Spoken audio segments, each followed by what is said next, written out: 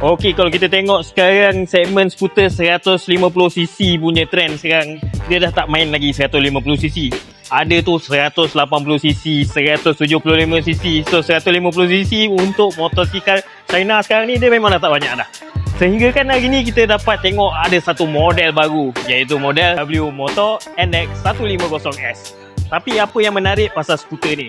Nombor satu, ianya dia dijual pada tanda harga RM6,000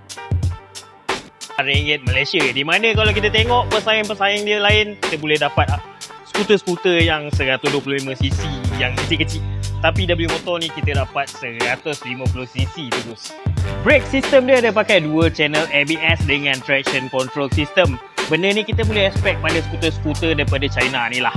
Kalau kita biasa ni dalam harga macam ni memang susah nak dapat just brake yang macam ni pada jenama-jenama daripada pengeluar selain daripada China. Tapi yang ni dia bagi je. Okey, tayar depan belakang dia pakai 130/60R13. Depan belakang sama je. Tayar daripada Chaoyang. Chaoyang ni zaman-zaman saya main basikal dulu, dia not bad jugalah. Dia punya rolling resistance tu antara yang okey lah kalau compare dengan tayar mahal yang lain. Okey, sekarang ni saya nak ulas daripada segi design dia pula. Kalau kita tengok dia punya design keseluruhan ni memang kita dah boleh agak dah.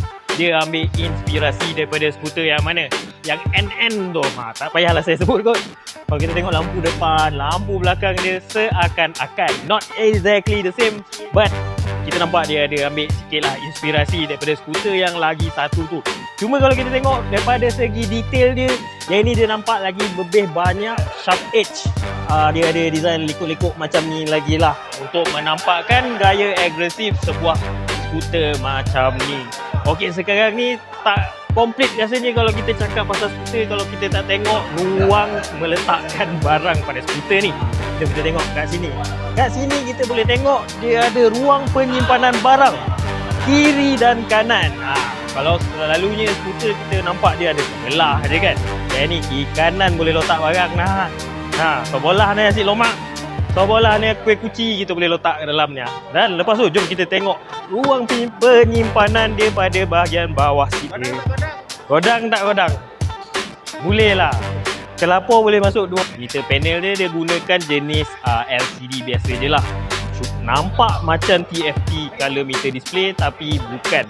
Kalau kita comparekan sekarang ni banyak skuter gunakan meter-meter panel macam ni tapi yang ni yang betul-betul mengelirukan saya.